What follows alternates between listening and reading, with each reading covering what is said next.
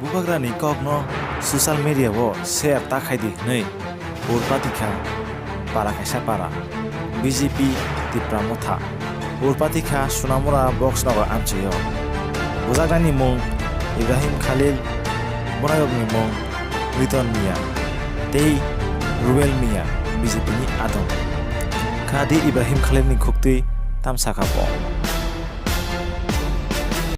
ঘটনাটা কি হয়েছিল? আমার নাম ইব্রাহিম খলিল। আমি বিশবক্সনগরের সোশ্যাল মিডিয়া অডিয়েন্স কাজ করি। আমি আজকে অনেকদিন ধরে কাজ করার সাথে আমার এরিয়ারে দক্ষিণ আড়ালিয়া লিটন মিয়া এবং রুবেল মিয়া নামে দুটো ছেলে।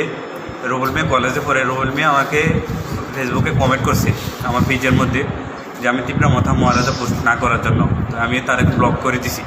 তো ব্লক করার আজ থেকে 3 মাস আগের ঘটনা। তার সাথে আমার কোনো কানেক্ট নাই, কোনো কার্য ঝগড়া নাই তার পদ্ধতি। কিন্তু আজকে আমার ভাতিজা আমার সাথে তীব্র মাথা করে, আমার সাথে অনেক মিটিংয়ে যায়, মিছিলে যায়। আমার ভাতিজাকে ডাক দিয়ে এনে একটা ছাগল বাড়িতে গেছে, ছাগল নিয়ে এসে একটা উচলা ধরে বাড়িতে দোকানে এনে মারছে কল দিয়ে। তো আমি আইসি আওয়ার পর আমি জিজ্ঞাসা করলাম যে আমার ভাতিজার কেন মারছো করার সাথে সাথে লিটন মিয়া নামের ছেলেটা আমার চোখ বেড়ায় এসে ঘুষি মারছে।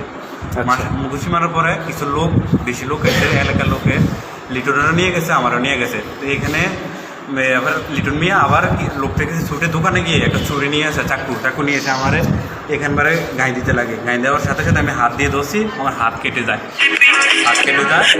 আমাকে মানা করছে যে অনলাইনে কাজ করো না।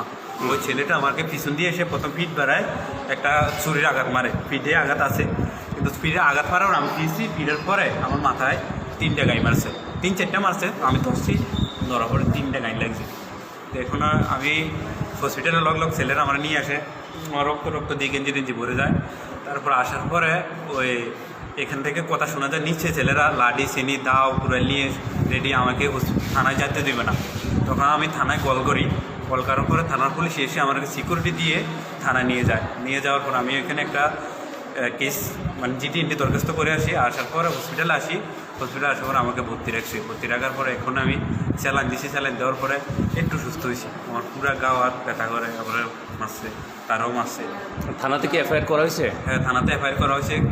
থানা বলছে বিকালবেলা তদন্ত করতে আসবে, কিন্তু এখনও আসেনি।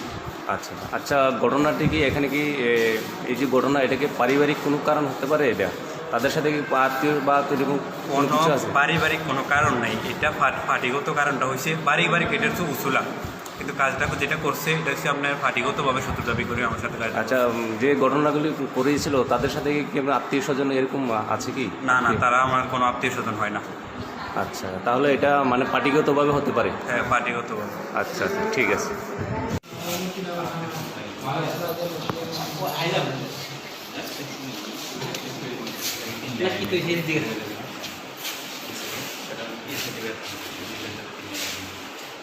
গাই দিছি